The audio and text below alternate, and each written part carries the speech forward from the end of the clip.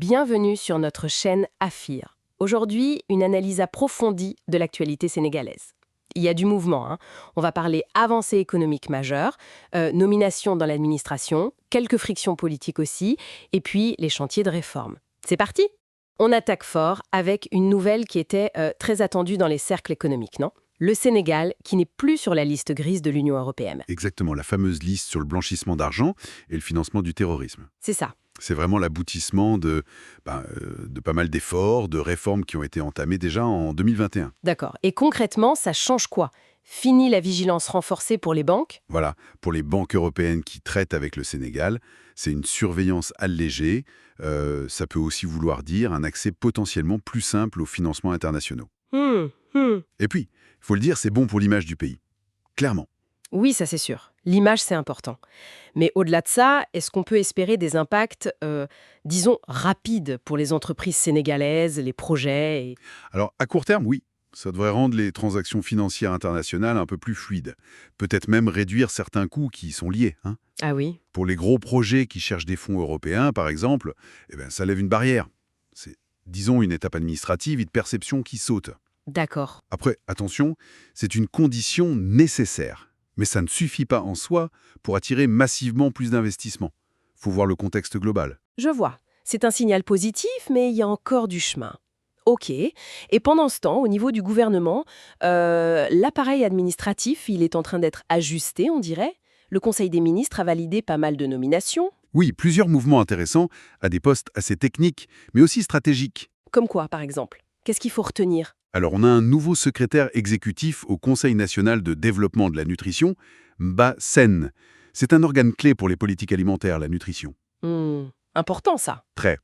On a aussi de nouveaux directeurs. Au labo BTP, Laurent Sina. C'est essentiel pour la qualité des routes, des bâtiments. Ah oui, le contrôle qualité des infrastructures. Exactement. Et puis à la programmation budgétaire, Souadou Dramé. À l'ordonnancement des dépenses publiques, Serine Cheikh Mbeguer.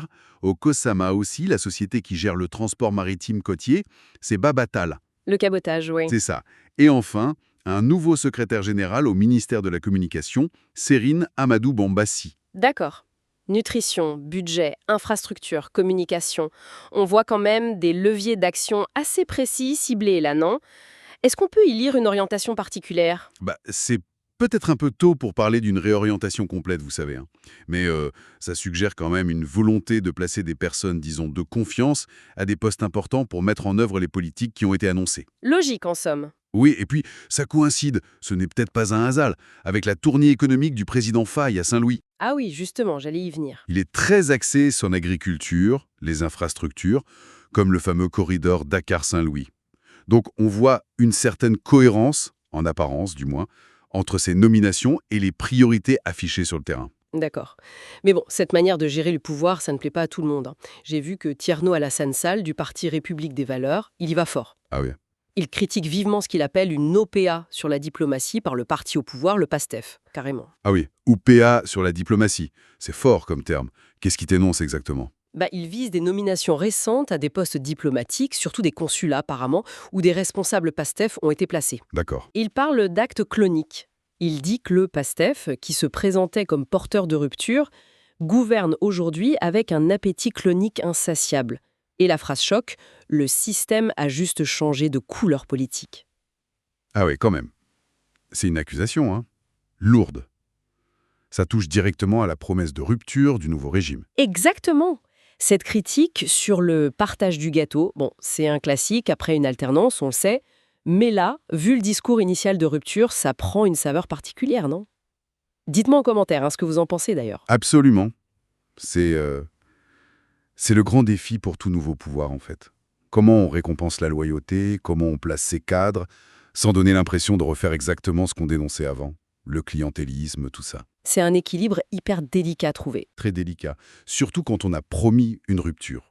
Profonde. La barre est haute. Sur un plan plus institutionnel et diplomatique, il y a eu aussi cette rencontre à Dakar entre le Premier ministre Ousmane Sonko et son homologue congolais, Anatole Collinet-Makosso, pour relancer la coopération, c'est ça? Oui, l'idée c'est de redynamiser la coopération bilatérale, les échanges entre pays africains. Ils ont parlé de créer un comité ad hoc pour approfondir les liens. Une volonté affichée de renforcer l'intégration régionale. D'accord. Et on note aussi que la réunion du bureau de l'Assemblée nationale a été reportée à lundi, sans trop d'explications apparemment. Oui, reporté. Et puis, il y a une situation qui, elle, est plus préoccupante. C'est l'état de santé du député Farban Ngom. Ah oui, qui est détenu depuis un moment maintenant. Voilà, depuis plus de 100 jours. Et selon ses proches, ses avocats, son état se dégraderait. Apparemment, ses visites auraient même été annulées pour raisons médicales. Donc, ça alimente forcément les inquiétudes sur ses conditions de détention. Oui, c'est une affaire à suivre de près. Tout à fait. Bon, et pour finir, 2 chantiers importants sur le plan des réformes qui ont été évoqués récemment. D'abord, la clôture du dialogue national. Oui, initié par le président. C'est ça. Et il a été question, entre autres, de rationaliser le paysage politique. Parce que près de 400 partis politiques au Sénégal, c'est énorme. Ah oui, c'est pléthorique. C'est un sujet récurrent. Et on parle aussi de futures réformes institutionnelles plus larges suite à ce dialogue. D'accord. Et en parallèle de ça, Eh bien, il y a eu un atelier important qui a réuni des parlementaires et la Commission nationale des droits de l'homme. sur quel sujet tralé. Des sujets de société cruciaux. La réforme du Code de la famille, la protection de l'enfance. Et un sujet très sensible, la lutte contre les mutilations génitales féminines, les MGF. Ah oui, Et d'ailleurs, un député a rappelé l'urgence d'agir là-dessus, parce que les chiffres, apparemment, ils stagnent depuis presque 20 ans, malgré la loi qui existe. 20 ans, c'est énorme. Ça montre bien qu'une loi ne suffit pas toujours. Malheureusement, non. Il faut une action continue sur le terrain de la sensibilisation. C'est clair. Bon, on voit une actualité sénégalaise vraiment très riche en ce moment. Entre les signaux économiques positifs, l'administration qui bouge, les tensions politiques sur la gouvernance, et puis ces débats de fond sur les institutions, la société. C'est ça. Et tout ça, finalement, ça soulève une question centrale, peut-être. Laquelle? Comment le nouveau pouvoir va réussir à naviguer ça entre, d'un côté, sa promesse de rupture radicale, très forte, et de l'autre, les contraintes pragmatiques, la réalité de la gestion de l'État au quotidien, tout en répondant aux attentes qui sont extrêmement diverses dans la population sénégalaise. Hmm. C'est sans doute ça l'un des enjeux majeurs qu'il faudra observer dans les mois qui viennent.